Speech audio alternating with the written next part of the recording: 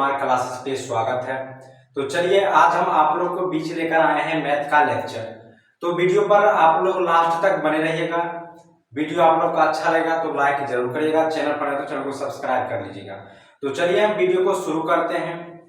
तो आज हम मैथ के लेक्चर में आप लोग को बतलाएंगे क्लास 10 का आप लोग को मैथ होगा, जो कि पहला ही एक्सरसाइज है। अध्याय 1 में आपको पढ़ना होता है वास्तविक संख्याएं। आज हम वास्तविक संख्याएं पर चर्चा करेंगे, जिसमें कि उदाहरण पहला। सबसे पहले हम उदाहरण को लेते हुए चलते हैं। तो सबसे पहले उदाहरण में क्या करते हैं, उदाहरण बनाएंगे। उदाहरण बनाने के बाद हम प्रश्नावली का आंसर को, क्वेश्चन को आपको बनाकर बतलाएंगे।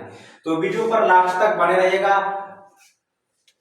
पहला प्रश्न इस प्रकार है कि 4052 और 12576 का HCF यूक्लिड विभाजन एल्गोरिथ्म का प्रयोग करके ज्ञात कीजिए।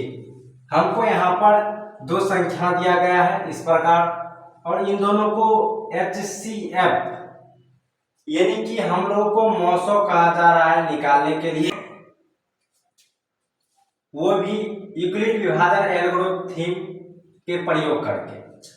तो यहाँ पे हमें गुणनखंड का प्रयोग नहीं करना है, यूक्लिड विभाजन एल्गोरिथ्म का प्रयोग करना है। जैसे कि हम लोग महत्तम यानी कि मौसो सीखे हैं, उस प्रकार से बनाना होता है। तो वीडियो पर लास्ट तक बने रहिएगा। चलिए हम बतलाते हैं कैसे हमें हल करना है। तो आप बोर्ड में इस प्रकार के प्रश्न कई बार पूछा जाता है, तो बोर्ड में आप किस प्रकार से प्रश्न को लिखिएगा कि आपको पूरा में पूरा नंबर मिलेगा, ये सब चीज को देखना होता है।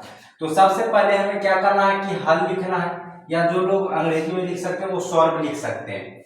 लिखने के बाद इन दोनों में हमको चुनना होता है कि बड़ा कौन है और छोटा कौन है। तो चलिए हम बतलाते हैं कि ये 12500 कुछ है और ये 4000 कुछ है। तो जो बड़ा होता है उसे हम ए मान लेते हैं। तो यहाँ पे हमें लिखना होता है कि माना कि ए बराबर 12576 और बी बराबर लिखना होता है 4052। इस प्रकार से ए भी लिखना होता है। और अब क्या करना होता है कि हमें महत्तम भाग की तरह बनाना होता है, उसे ही हम यूक्लिड विभाजन एल्गोरिथ्म कहते हैं। तो चलिए हम इसे बनाने की कोशिश करते हैं, तो आप लोग समझने की कोशिश करिएगा। तो जैसे कि जो छोटा वाला है वो इस प्रकार से लिखा जाता है, और जो बड़ा वाला है उसे इस प्रकार से लिखा जाता है। यहाँ पे जो छोटा वाला है उसे भाजक के रूप में लिखते हैं, और जो बड़ा वाला होता है उसे भाज्य के रूप में लिखते हैं। इधर आपको भागफल लिखेगा और नीचे शेषफल आएगा। तो चलिए हम इसे काटने का कोशिश करते हैं। तो यहाँ पर सबसे पहले आपको क्या होता है कि अंदाजा लगाना होता है कि यह संख्या कितना से कटेगा, कितना से विभाजन होगा। तो सबसे पहले यहाँ पे 4000 है, तो हम इस प्रकार से विभाजन करते हैं 4 तिया 12। तो आपको यहाँ पे 3 बार में लगेगा तो 12000 उड़ जाएगा। तो हम एक बार 3 से गुणा कर देखते हैं, एक बार 4 से गुणा कर देखते हैं कि कौन सा बड़ा छोटा होता है। तो सबसे पहले हमें क्या करना है कि इस प्रकार से लिखना है, और 4 तिया 12 होता है, तो हम 3 से एक बार गुणा कर देखते हैं। तो 3 दूना 6, 5 तिया 15 का 5 बाकी 1, और यहाँ पर ये 3 का 0 से 1 और 4 तिया 12, 12156 होता है। अब हम इसे 4 से गुणा कर देखते हैं कि क्या यह बढ़ता है या घटता है। तो जैसे ही हम इसको 4 से गुणा करते हैं, 4 दूना 8, 5 चौक 20 का 16 बाकी 2, यहाँ पे 2 आ जाएगा, 4 चौक 16, यानी कि ये 16000 हो जाएगा। तो हमें ये 4 से नहीं लगेगा, हमको लगेगा तो ये 3 से ही लगेगा। तो हम यहाँ पर क्या करते हैं कि 3 से लगाते हैं। तो कैसे लगाएंगे वो आपको हम दिखाते हैं कि जैसे यहाँ पे हमें 3 लिखना होता है, और ये 12156 इस प्रकार से हमने लगाते हैं। लगाने के बाद क्या होगा कि 6 में से 6 जाएगा तो 0, और 7 में से 5 जाएगा 2, और यहाँ 5 में से 1 जाएगा तो 4, बाकी 12 कट गया। तो 420 हमें प्राप्त हुआ। अब जब 420 प्राप्त हुआ तो हमें क्या करना होता है कि अब हमें इसे भाजक बना लेना होगा, और ये वाला भाजक यहाँ पे भाज्य बन जाएगा इस प्रकार से।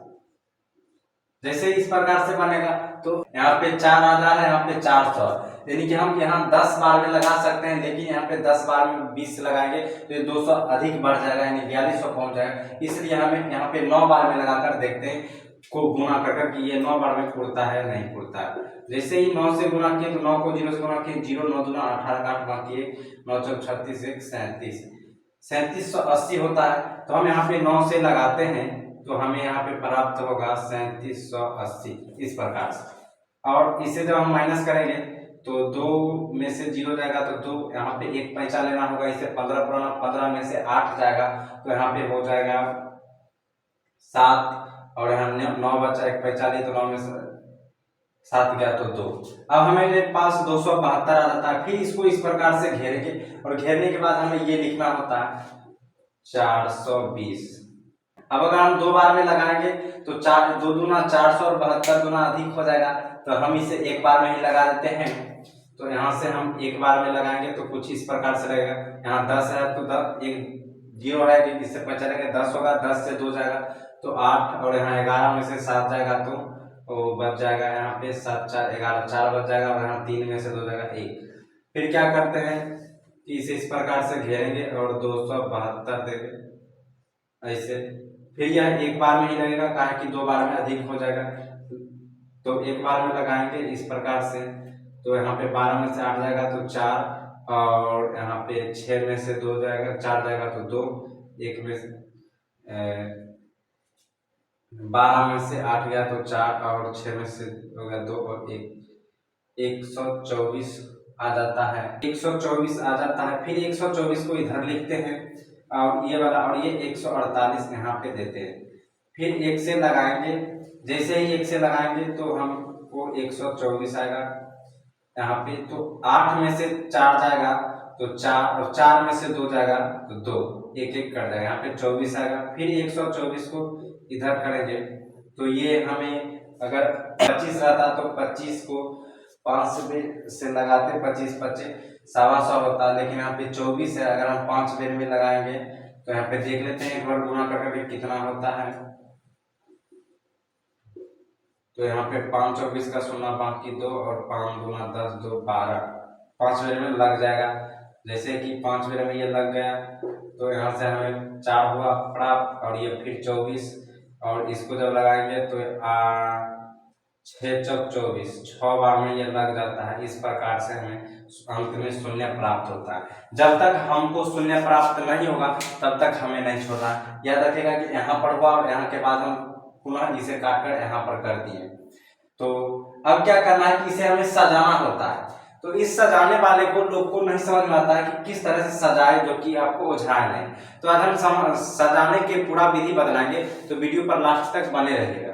तो देखिए अब हमें क्या करना है कि यहाँ से हमें सजाना है। तो आप लोग सूत्र जानते ही होंगे कि यहाँ पे हिंदी में अगर हम सूत्र लिखें तो यहाँ पे लिख सकते हैं इस प्रकार से कि भाज्य बराबर भाजक गुने भागफल प्लस शेषफल, इस प्रकार से। तो अब हम क्या करना है, इसे ही हम इस प्रकार से इंग्लिश में भी लिख सकते हैं BQ प्लस R, और इसमें कोई टर्म कंडीशन होता है कि R जो है वो 0 से बड़ा या बराबर होगा, और B से छोटा होगा। इस प्रकार से हमें लिखना होता है। ये कंडीशन होता है कि जो शेषफल है वो शेषफल जो है ये शेषफल भाज्य से हर वक्त छोटा रहेगा, भाज्य से हर वक्त शेषफल छोटा रहेगा, और 0 के बराबर या 0 से बड़ा रहेगा। तो अब हमें क्या करना होता है कि इसमें भाज्य जो है वो मेरा भाज्य ये बना है, तो ये मेरे को यहाँ पे मान चुके हैं वही। तो हमें ये लिखना है कि 12 5 7 6 बराबर के सामने में ही बराबर देना होता है, और b के जगह पर हमें ये लिखना होता है क्योंकि हमें भाजक जो है वो ये वाला है जिससे हम भाग देते हैं उसे भाजक कहते हैं। तो इस प्रकार से हमें भाजक प्राप्त हुआ, और गुणा के चिन्ह देकर ये जो q है ये भागफल हुआ, तो भागफल मेरे को यहाँ पे प्राप्त हुआ 3, तो हम यहाँ पे 3 दिए, और ये जो r है वो शेषफल प्राप्त हुआ वो 420 है, वो 420 यहाँ पर देंगे। फिर ये वाला स्टेप एक खत्म होता है, उसके बाद हमें दूसरा स्टेप आता है। फिर हमें ये लेना है 40 52। इस प्रकार से लेने के बाद 40 52 को हम किससे भाग दिए हैं वो लिखना होता है। तो 4 20 से भाग दिए हैं। कितना कितना बार में भाग दिए तो 9 बार में। कितना शेष फल आया है तो 272, तो ये देंगे 272। फिर अब हमें ये वाला स्टेप भी खत्म। हमें 420 वाला आता है, तो 420 को किससे भाग दिए हैं तो 272 से दिए हैं। यहाँ पे 272 लिखना होता है, गुणा के चिन्ह देकर। अब कितना बार में लगाए हैं तो एक बार में लगाए हैं, तो एक देंगे। प्लस शेष हमको कितना बचा है तो ये 148 बचा है, ये लिख दी। अब मेरा यहाँ तक का खत्म। अब हमें इसमें आया 272, तो यहाँ पे 272 दे देंगे। फिर हम कितना से लगाए 148 से लगाए, तो 148 दे देंगे। कितना बार में लगाए तो एक बार में लगाए, एक दे देंगे। कितना शेष फल आया है तो 124 शेष फल आया है, तो हम 124 दे देंगे। फिर अब हम यहाँ से हम डायरेक्टली यहाँ पे आते हैं, तो यहाँ पे हमें 148 में 124 से लगाते हैं, एक बार में लगाते हैं तो एक लिखें, शेष फल हमें 24 प्राप्त हुआ तो 24 देंगे। फिर हमें 124 यहाँ पे 124 में लगाते हैं। कितना से लगाते हैं तो वो भी 24 से लगाते हैं, तो यहाँ पे 24 देंगे। कितना बार में लगाते हैं तो 5 बार में लगाते हैं, तो 5 देंगे। अब प्लस कितना, तो यहाँ पे शेष फल हमें 4 प्राप्त होता है।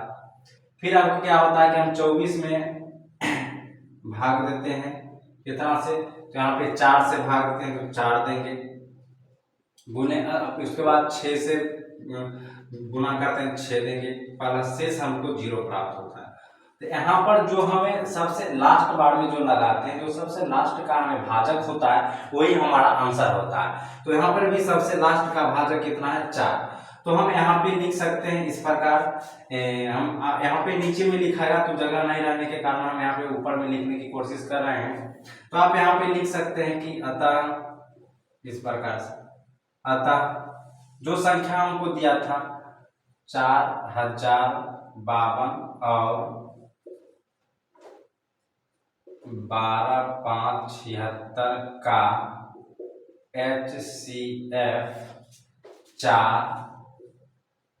HCF बराबर 4।